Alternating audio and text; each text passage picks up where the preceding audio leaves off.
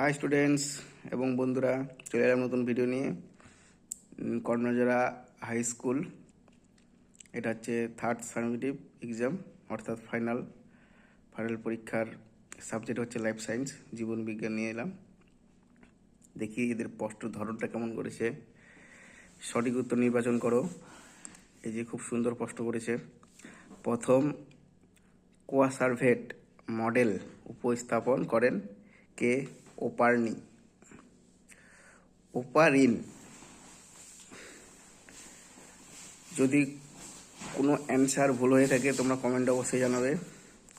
কার কার পরীক্ষা হয়েছে জীবন বিজ্ঞান সেটাও বলবে। এটা হচ্ছে নবম শ্রেণীর ক্লাস 9, নবম শ্রেণীর প্রশ্ন, ক্লাস 9-এর। এদের এমসিকিউ ছিল 15টা এমসিকিউ দিয়েছে। এই যে বাকি 3টে এখানে। তারপরে ছিল নিচের বাক্যগুলো শূন্যস্থানগুলোতে উপযুক্ত শব্দ বসাও, যে কোনো 5টি করতে হবে। 5টি করেছে স্টুডেন্টটা। 3 নম্বরে আছে নিচের বাক্যগুলো সবা অথবা মিথ্যা। সত্য, এখানে সত্য হয়তো ভুল করে প্রিন্টেড মিস্টেক সভা লিখে দিয়েছে, এখানে হবে সত্য অথবা মিথ্যা নিরূপণ করো, যে কোনো 5টি। যাদের যাদের এখনও পরীক্ষা হয়নি তোমরা হালকা করে হিংস পেয়ে যাবে, অর্থাৎ ধারণা পেয়ে যাবে যে কীরকম প্রশ্ন 9-এ ফাইনাল পরীক্ষায় হতে পারে বা এসে থাকে সাধারণতভাবে। খুব সুন্দর প্রশ্ন করেছে কর্ণজোড়া হাই স্কুল।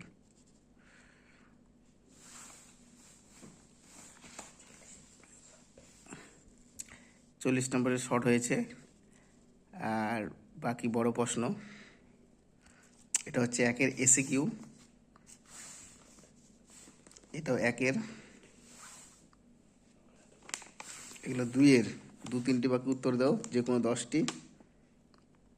10 দুগুণ 20 নম্বর, এখানে 2 হতো, এখানে প্রিন্টেড মিস্টেক 1 লিখে দিয়েছে, এগুলো হয় আর কি তাড়াহুড়োতে। তারপরে আছে এগুলো নিচের প্রশ্নগুলি যথাযথ উত্তর দাও। 5, 6, 30, 6টি করতে হবে, 5 নম্বর করে একটিতেই।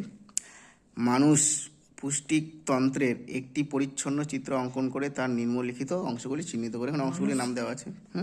মানুষের পাকস্থলী, তারপর বলছে ক্ষুদ্রান্তর, সিগময়েড, কোলন, আর হচ্ছে পিত্তাশয়। অথবা দেওয়ার একটা প্রশ্ন আছে, তোমরা যে কোনো একটি লিখতে পারো। এই 1 নম্বরের 2টো প্রশ্ন যে কোনো একটি অ্যান্সার দিলেই হবে। নেফ্রনের একটি পরিচ্ছন্ন চিত্র অঙ্কন হয়, নেফ্রনের ছবি আঁকো, নাহলে মানুষের।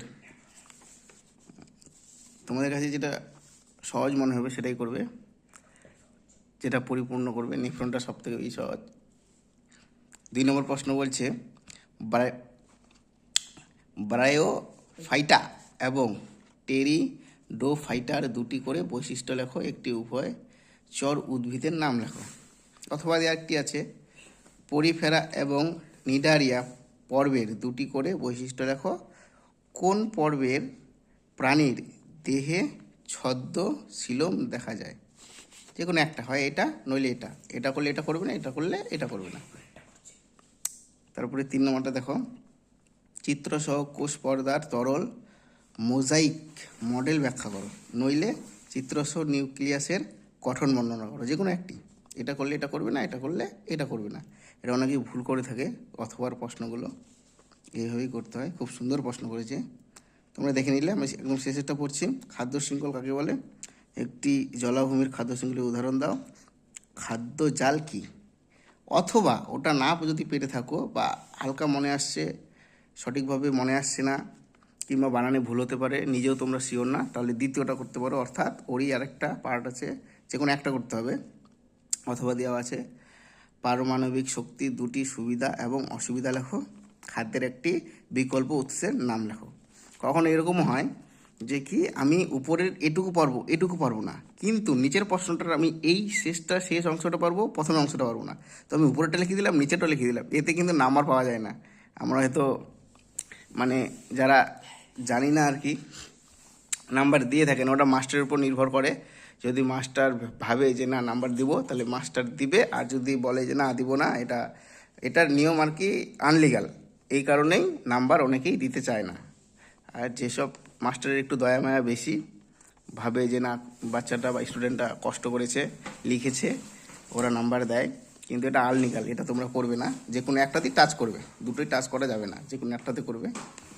তো আজকে ভিডিওটি দেরিকে বলা ছিল, পরের দিন আবার দেখা হচ্ছে। এটা হলো Karnajora high school third summative examination 2024, class 9, subject life science. Tata bye bye, আবার পরের ভিডিও দেখা হবে।